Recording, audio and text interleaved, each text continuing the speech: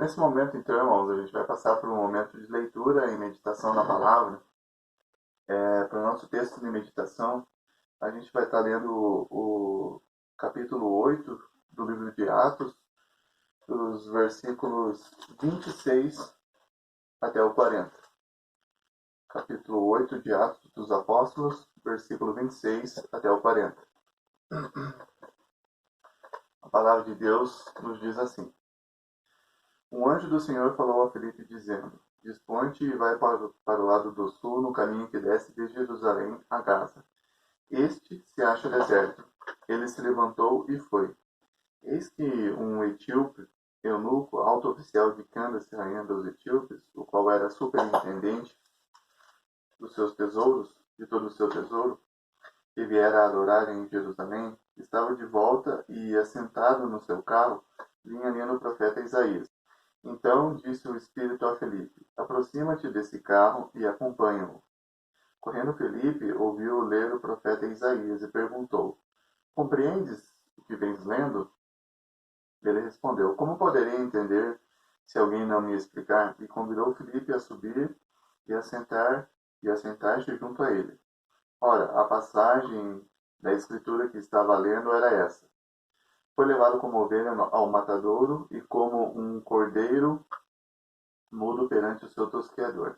Assim ele não abriu a boca. Na sua humilhação lhe negaram justiça. Quem lhe poderá descrever a geração? Porque da terra a sua vida é tirada. Então o eunuco disse a Felipe: Peço-te que me expliques a quem se refere o profeta. Fala de si mesmo ou de algum outro? Então Felipe explicou, e começando por essa passagem da escritura, anunciou-lhe a Jesus. Seguindo eles caminho fora, chegando a certo lugar onde havia água, disse o eunuco: Eis aqui a água que me impede de ser batizado. De ser eu batizado? Felipe respondeu: É lícito, se crês de todo o coração. E respondendo ele disse: Creio que Jesus Cristo é o Filho de Deus. Então mandou parar o carro, ambos desceram à água e Felipe batizou o eunuco. Quando saíram da água, o Espírito do Senhor arrebatou a Felipe, não o vendo mais o eunuco. Este foi seguindo seu caminho cheio de júbilo. Mas Felipe veio achar-se em Azoto e, passando além, evangelizava todas as cidades até chegar a Cesareia. Até aqui. Vamos ter uma palavra de oração mais uma vez? Senhor nosso Deus, nós te louvamos por esse dia e pelas bênçãos que o Senhor nos tem dado hoje. Perdoa, Senhor, as nossas falhas, os nossos erros e nos ajuda, Pai, a andar no caminho santo, no caminho que seja agradável ao Senhor. Nós demos a Tua palavra agora e suplicamos que o Senhor possa nos instruir com o Teu Santo Espírito, que o Senhor possa abençoar o pregador para que seja fiel ao Teu texto e para que essa palavra encontre corações abertos, prontos para receber a Tua verdade. Obrigado, Pai, por esse dia e por essa oportunidade. Nós oramos no nome do Teu Filho amado, Senhor Jesus. Amém. Bem, meus irmãos, essa passagem que a gente acabou de ler, que se encontra aqui no livro de Atos, ela descreve muito daqueles primeiros passos que a igreja começou a tomar a partir do ministério de Cristo. Cristo viveu, pregou o evangelho, anunciou as boas novas, e a partir de agora essa mensagem está nas mãos dos discípulos, dos apóstolos. E aqui no livro de Atos, a gente vê os passos que a igreja começa a tomar com essa mensagem, com a formação da igreja que estava acontecendo ali. E o livro de Atos, ele começa a focar em alguns personagens específicos da narrativa para nos mostrar lições importantes, lições a respeito da igreja, lições a respeito daquela missão que os apóstolos tinham recebido de levar o evangelho. E é o caso que acontece aqui com Filipe. Se a gente for ler alguns versículos para trás desse texto que a gente leu, a gente vai notar que Filipe era um evangelista. Ele era um evangelista eficaz. A gente vê ele pregando a palavra e pessoas sendo convertidas, pessoas recebendo a Cristo em suas vidas. E a gente bem sabe, e eles também sabiam naquela época, que essa eficácia de Filipe não era por causa da sua competência, não era por causa da sua teologia, do seu conhecimento intelectual, mas sim por causa do agir do Espírito Santo. Então aquelas vidas começaram a ser tocadas e vidas começaram a ser transformadas à semelhança de Cristo Jesus. Então aqui nós temos a narração de um acontecimento desse Felipe, desse eunuco, né, que acaba se encontrando com Felipe aqui por uma ação do Espírito Santo, que não está aqui por acaso, né? Essa narrativa, ela não foi colocada aqui por um simples capricho do narrador, inspirado pelo Espírito Santo, escolheu os detalhes dessa história para nos trazer lições importantes a respeito da igreja, lições importantes para a nossa vida no dia de hoje. Então, o que nós vamos falar aqui hoje é sobre a instrumentalidade humana na proclamação do Evangelho. Ou seja, Deus usando homens, Deus usando pessoas para levar as boas novas, para trazer as boas novas àquelas pessoas que ainda não conhecem, aquelas pessoas que ainda não entenderam. E lembrando sempre que essa revelação, ou seja, essa proclamação, sempre subordinada à Bíblia, sempre pautada no que as Escrituras dizem. Então, no versículo 1, a gente pode notar ali que a narrativa já traz um destaque importante para a questão humana, né? Um anjo do Senhor falou a Felipe, dizendo, desponte e vai para o lado do sul.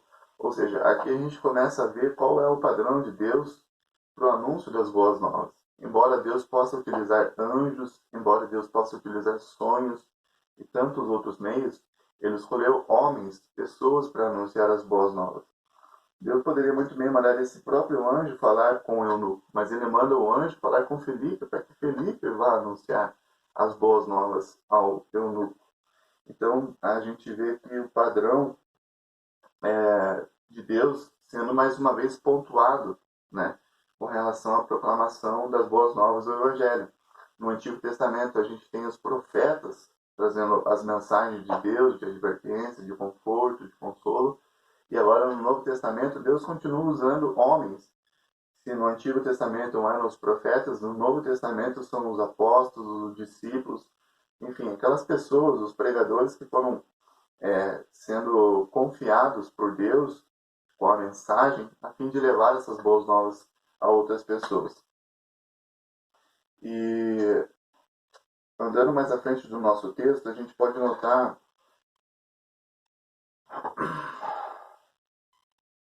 que esse etíope, ele não era uma pessoa simples. Ele era uma pessoa estruturada, era uma pessoa de alta importância social, era uma pessoa que tinha riqueza, uma pessoa abastada, né? E a gente pode notar no versículo 29, quando o Espírito fala a Felipe, aproxima-se desse carro e acompanha. Provavelmente esse tio devia ter toda uma comissão, uma guarda em torno de si, então uma pessoa que deveria intimidar os seus próximos por causa da sua estrutura, por causa da sua condição social. Então, o Felipe, no primeiro momento, pode ter se sentido intimidado, mas o Espírito fala para ele se aproximar desse etíope. E o interessante desse personagem que está voltando de Jerusalém, é que justamente isso, ele tinha ido adorar em Jerusalém, mas ele não ficou satisfeito. A gente nota que ele foi para Jerusalém para adorar e ele volta lendo o profeta Isaías, ou seja, ele passou por um momento de comunhão, um momento de adoração e mesmo assim não se sentiu satisfeito, ele não se sentiu pleno, ainda faltava alguma coisa. Essa pessoa era uma pessoa que tinha sede da verdade, sede daquilo que Deus esperava para a vida dela, né? E é a mesma coisa que se um de nós estivesse num culto à noite, no domingo, né? Assistisse uma bela mensagem, prestasse bons louvores, num grupo de louvor muito bom, e no final da noite a gente retornasse para o nosso lar e continuasse a ler a Bíblia, continuar folhear a Bíblia, buscando mais. Era o espírito desse tio, que ele tinha essa vontade de buscar Deus, de conhecer a verdade. E quando então Felipe se aproxima dele e faz uma pergunta, e essa pergunta é a parte central da nossa mensagem, da nossa meditação, Eu diria que seria uma pergunta inspirada pelo Espírito Santo, uma pergunta muito ousada da parte de Filipe. É como se algum de nós estivesse perante uma autoridade, por exemplo, um juiz, um governador, um presidente da República, quem sabe, se deparasse com essa pessoa lendo a Bíblia, não sei em qual situação poderia ser isso, mas a gente perguntasse, você entende o que você está lendo aí? Né? Seria uma pergunta um tanto quanto ousada. Mas essa pergunta foi justamente a pergunta que o Espírito Santo colocou no coração de Felipe para fazer para aquele eunuco, né? Você entende o que você está lendo, né? Na versão aqui que eu estou lendo, fala compreendes o que vens lendo. E muito tem se falado nessa época de isolamento e dessa pandemia sobre o culto doméstico, sobre uma vida devocional diária, uma vida de oração. Aí eu já tenho falado muito, tem reforçado essa importância das pessoas estarem buscando a Deus nesse período, estarem lendo a palavra. E a pergunta que eu tenho para você, meu irmão, nessa mensagem, é a mesma que Felipe fez a esse eunuco. Você compreende o que o que tens lido? Você entende o que você tem lido? Você tem entendido as mensagens que você tem lido?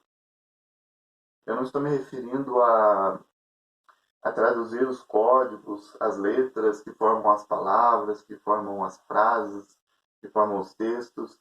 Não, isso é mera leitura, mas entendimento. Você tem entendido o que você tem lido? Você tem entendido o que Deus espera de você através daquela mensagem? O que aquela mensagem implica na sua vida? O que aquela mensagem tem a ver com uma mudança de vida em você? E a resposta para o etíope a gente encontra aqui no versículo 31, né?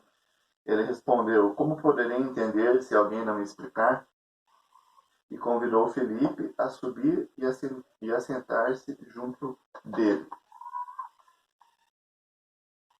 Na igreja, nem todos são pregadores. Na igreja, nem todas as pessoas são teólogas. Nem todos são tradutores de textos bíblicos. Certamente você vai se deparar com alguns textos que você não vai entender. Certamente você vai se deparar com alguns textos que você não vai entender completamente nada. E o ponto inicial para se resolver essa questão, o ponto inicial para se resolver esse problema, a gente encontra nesse texto, que é uma questão de sinceridade e humildade. Sinceridade consigo mesmo em reconhecer que você não entendeu a passagem. E humildade em aceitar a ajuda do próximo. Foi o caso desse tio, ele foi sincero consigo mesmo. Ele não tinha compreendido. E ele aceitou, ele foi humilde a aceitar essa ajuda de uma pessoa socialmente, vamos dizer assim, socialmente inferior a ele naquela época. Demonstrou um coração humilde, um coração aberto, um coração pronto a aprender. Só aí, então, ele conseguir dar os passos seguintes para entender o texto, para chegar à compreensão real do texto, do que aquilo significava de fato. E nesse caso, foi Felipe, a ajuda de Felipe. Felipe ajudou ele a entender o texto. Quando Felipe entrou naquele carro e começou a explicar o texto, partindo daquela passagem, usando outros textos, assim a narrativa nos diz, as coisas foram se clareando para aquele tio. Ele começou a entender a mensagem do Evangelho, ele começou a entender aquilo que Deus esperava dele.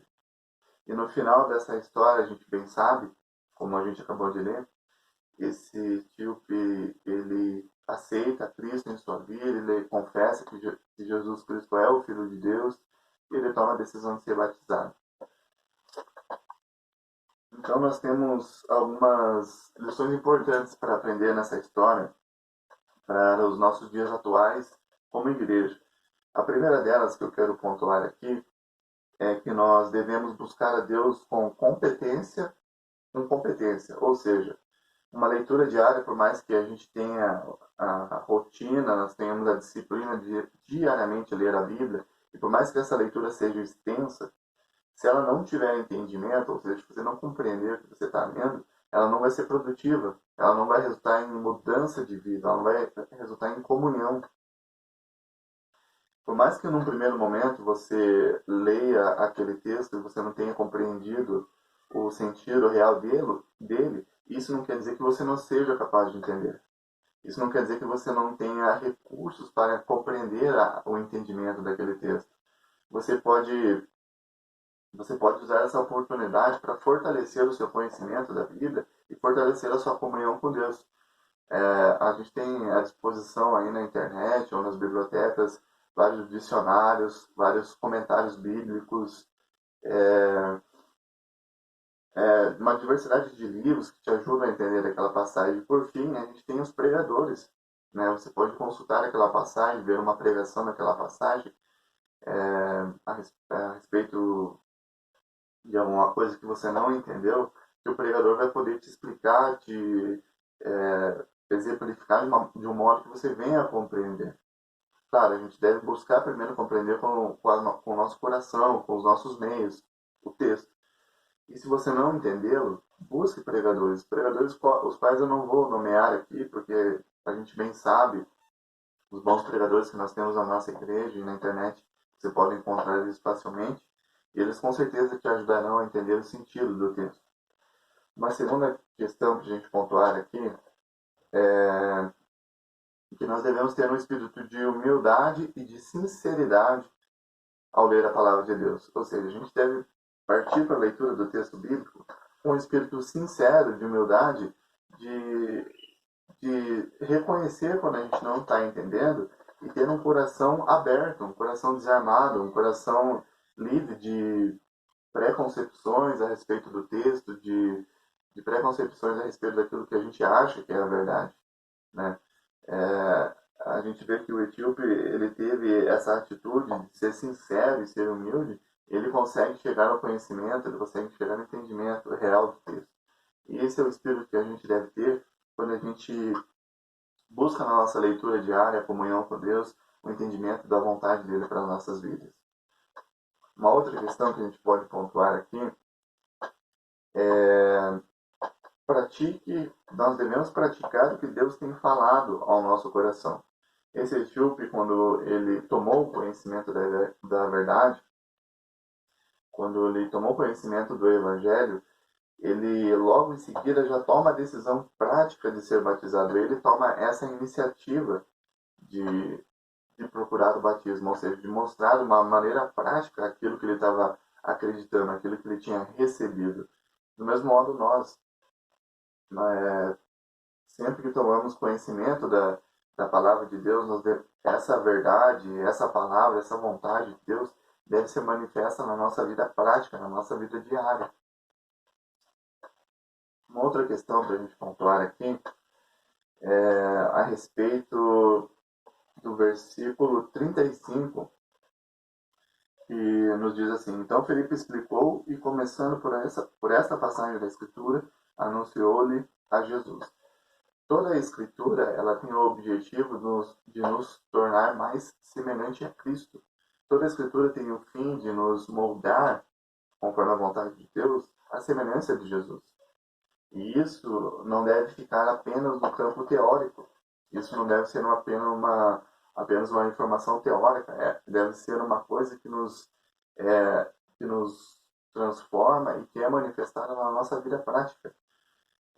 A palavra o texto nos fala que Felipe foi explicando através das Escrituras, ou seja, toda a Escritura vai falando a respeito de Cristo e a respeito daquilo que nós temos que aprender com o Senhor, aquilo que é importante para as nossas vidas, para seguirmos o padrão de Deus. Então, toda a Escritura tem esse objetivo de nos tornar mais semelhantes a Cristo. E, por fim, uma última observação prática do nosso texto, está no versículo 39, que a gente vê que aquele etíope, depois daquela experiência que ele teve, ele sai cheio de júbilo, cheio de alegria. Mas de onde veio essa alegria? Por que essa alegria? E essa alegria vem porque a ação de Deus foi completa na vida daquele homem. Ou seja, ele finalmente achou as respostas para os questionamentos os quais talvez estivessem incomodando ele há anos. Ele finalmente encontrou a verdade que ele estava procurando. E essa verdade era Cristo, era Jesus. A ação de Deus, quando nós o buscamos sinceramente e com humildade, é uma ação completa. É uma ação que nos enche de alegria, de júbilo, e que nos deixa plenamente satisfeitos. Essa deve ser, é, é isso que nós devemos ter em mente, que Deus é sempre bom. Em toda a Escritura, em tudo aquilo que Ele estiver nos ensinando, por mais que naquele momento possa ser uma palavra de advertência, uma palavra que nos deixa um pouco desanimados, a gente deve crer na palavra, deve crer que Deus tem o melhor caminho para nós. E no final a gente vai entender, como esse etíope, que a verdade de Deus é uma verdade que nos completa, é uma verdade que nos deixa plenamente satisfeitos. Bom, meus irmãos, a mensagem que eu tinha para a nossa meditação é essa. E para encerrar esse momento, eu peço que você esteja fechando seus olhos na sua casa, curvando a sua cabeça, para a gente fazer uma oração e encerrar esse momento. Vamos orar. Senhor nosso Deus, eterno Pai, nós louvamos o Teu nome, nós te agradecemos por esse dia, pelas bênçãos que o Senhor nos tem dado. Perdoa, Senhor, as nossas falhas e os nossos erros. Nós suplicamos, Pai, que o Senhor aplique essa palavra ao nosso coração, que o Senhor nos ajude a termos um coração sincero e humilde diante do Senhor, quando estivermos lendo a Tua palavra, quando estivermos buscando a verdade, que nós possamos reconhecer, Senhor, aquilo que porventura nós não tenhamos entendido e ter a humildade de procurar ajuda para entender, se esforçar para entender, para que o Senhor possa agir de uma forma maravilhosa e de uma forma completa nas nossas vidas. Que o Senhor Jesus possa reinar no nosso coração e que nós possamos cada vez mais compreender a Tua verdade através das Tuas Escrituras. É isso que nós oramos no nome do Teu Filho amado, Senhor Jesus. Amém.